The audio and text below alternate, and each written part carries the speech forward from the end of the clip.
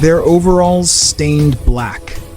In the dim, flickering haze of the rusty bone saloon on Grutus 9, the air hung thick with the acrid tang of fermented grog and the metallic bite of recycled oxygen. The station orbited a gas giant the color of bruised flesh, its rings casting erratic shadows through the viewport grates.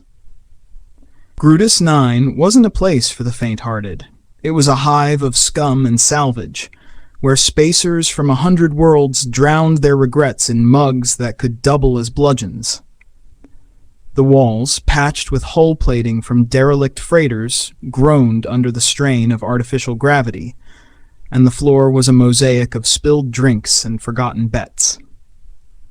Jax Harlan slouched at the bar, his broad shoulders hunched over a tankard that sloshed with something purple and viscous. He was human, pure strain, no augments, no chrome, and that made him an anomaly in a galaxy where flesh was just a canvas for upgrades. His overalls, once a crisp navy blue from some long-forgotten Earthside factory, were now a patchwork of grease and plasma burns, stained black in places where the fabric had fused to his skin during a particularly nasty boarding action. Their overalls stained black, the old spacers called it, a badge of survival, a mark of those who'd stared into the void and come back spitting blood. Jax wasn't here to reminisce. He was here to drink.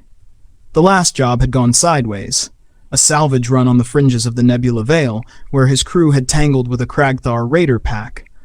3 good souls lost to the cold, their screams still echoing in his helmet feed. Humanity, fuck yeah, they said. But sometimes, it felt more like humanity, fuck this. He raised his mug, the foam clinging to his stubble like frost on a cryopod, and muttered a toast to the ghosts. The bar's denizens paid him little mind. To his left, a cluster of Vexari merchants haggled over a crate of illicit neural implants, their tentacles twitching like live wires. Across the room, a lone Zenthari enforcer nursed a bowl of glowing sludge, its compound eyes reflecting the neon scrawl of the menu board. And at the far end, holding court like a king on a throne of scrap, sat Grutus. Grutus wasn't his real name, of course. No one on Grutus 9 used real names unless they wanted a knife in the back. But the moniker fit. A towering slab of muscle and malice, four-armed and scarred from 1,000 arena bouts. His skin was a mottled green, etched with tribal tattoos that glowed faintly under blacklight, marks of victories in the pit, the station's infamous gladiatorial ring. He wore a vest of armored leather, slung low to show off the biomechanical braces on his upper arms, and around his neck dangled a heavy bracelet of obsidian and gold. It wasn't jewelry. It was a claim.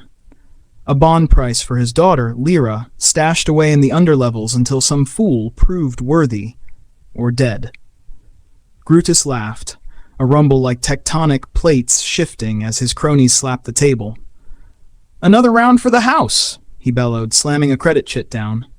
The barkeep, a squat drolkin with one eye and a mechanical jaw, scurried to comply. Jax glanced over, not meaning to, but the noise pulled him like gravity. Grutus's eyes, yellow slits in a face like hammered obsidian, locked onto his. "You there, pink skin," Grutus growled, his voice carrying over the din like a plasma vent. "Human eye? What's a soft meat like you doing in my watering hole? Come to peddle your fairy tales of glorious charges?" The bar fell into a hush, the kind that precedes a brawl or a burial. Jax felt the weight of eyes on him, curious, mocking, hungry for blood sport. He set his mug down slowly, the liquid inside sloshing like a storm-tossed sea.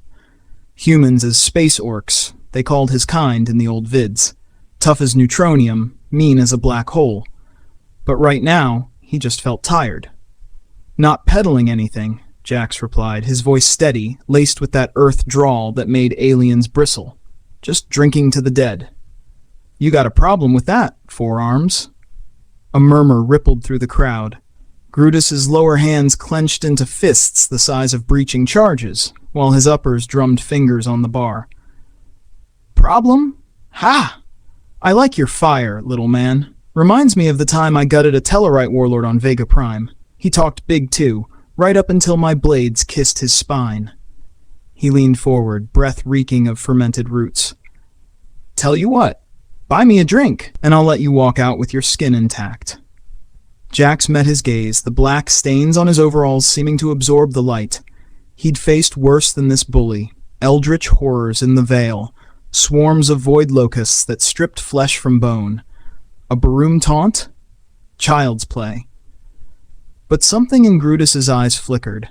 Not just rage, but a hollow ache. The bracelet gleamed mockingly.